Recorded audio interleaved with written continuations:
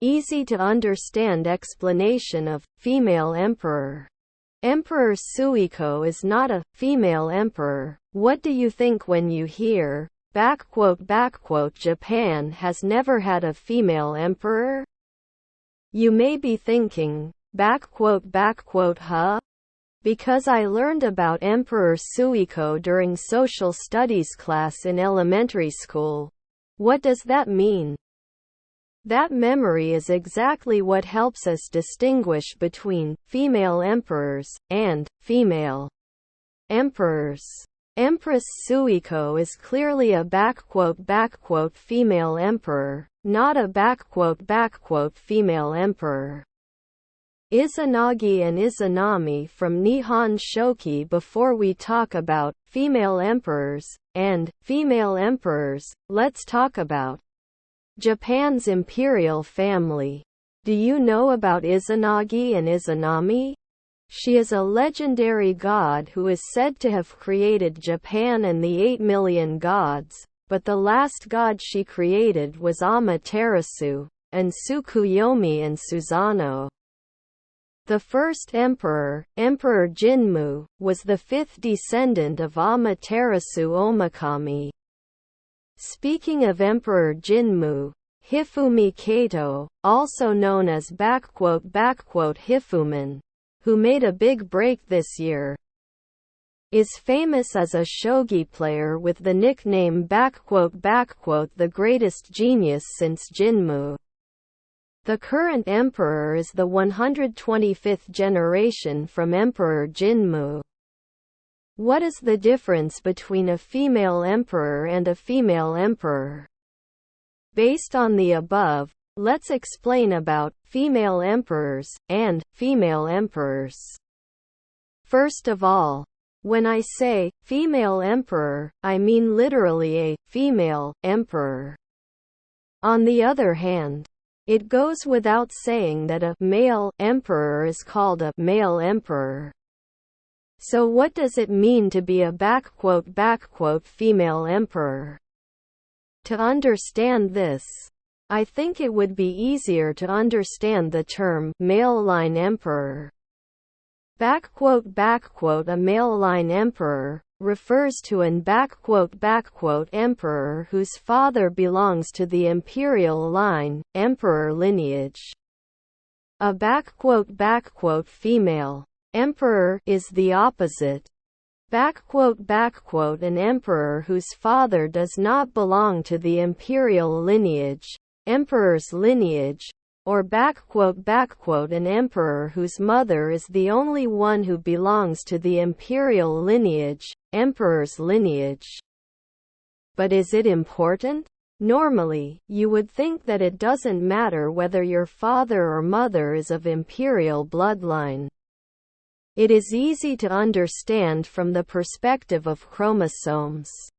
So let's try to explain this using the topic of chromosomes. Please try to remember what you learned about heredity during biology class in junior high school.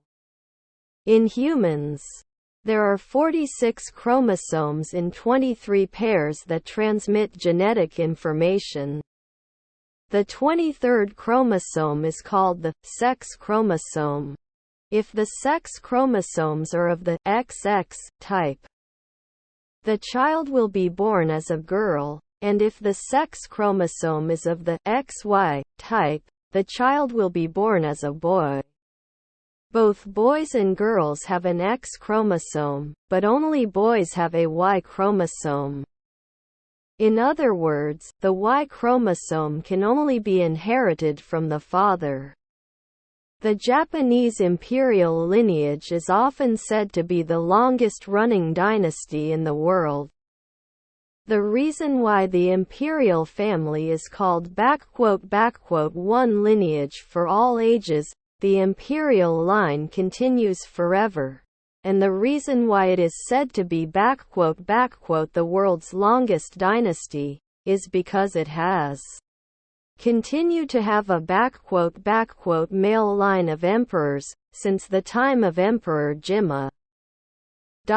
In this sense, the Japanese imperial family can be said to be a lineage that has inherited the Y chromosome. The law concerning the imperial household, including succession to the imperial throne, is called the Imperial House Law, and Article 1 of this law states, "The imperial throne shall be inherited by males in the male line of the imperial line." I can understand why you are so particular about the male line. Reasons for emphasizing masculinity, boys. So why do we need to be so particular about the male lineage of boys? You learned it in history class in elementary school, right? Emperor Suiko was Japan's first female emperor. Why on earth? This Y chromosome problem actually comes into play here as well. If we allow a female emperor, and her husband is not a member of the imperial family, her children will no longer inherit the imperial Y chromosome. So why was Empress Suiko able to become emperor since she was a woman? There were 8 female emperors in history. In Japanese history, there have been 8 female emperors, 10 generations. Of these 8, 4 of them, Emperor Suiko, Emperor Kogyoku, same as Emperor Saimei, Emperor Jita, and Emperor Genmei, had husbands who were either emperors or members of the imperial family. Therefore, their children will inherit the Y chromosome of the imperial family.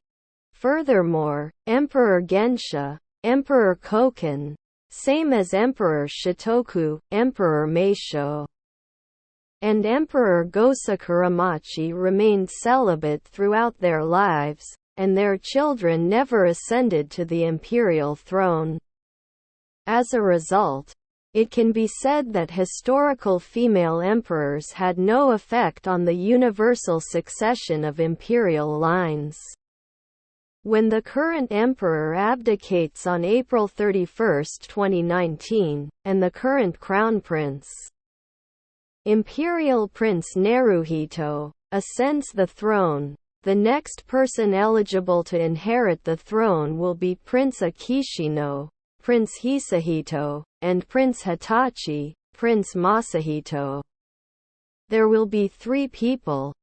The Imperial House Law stipulates that if a female member of the imperial family marries a man who is not part of the imperial family, she ceases to be part of the imperial family. So even if female emperors are allowed as a special exception, Princess Meiko will no longer be married to an ordinary man.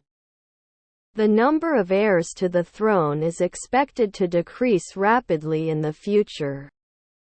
It seems that we will be unable to take our eyes off female emperors, and female emperors, more and more in the future.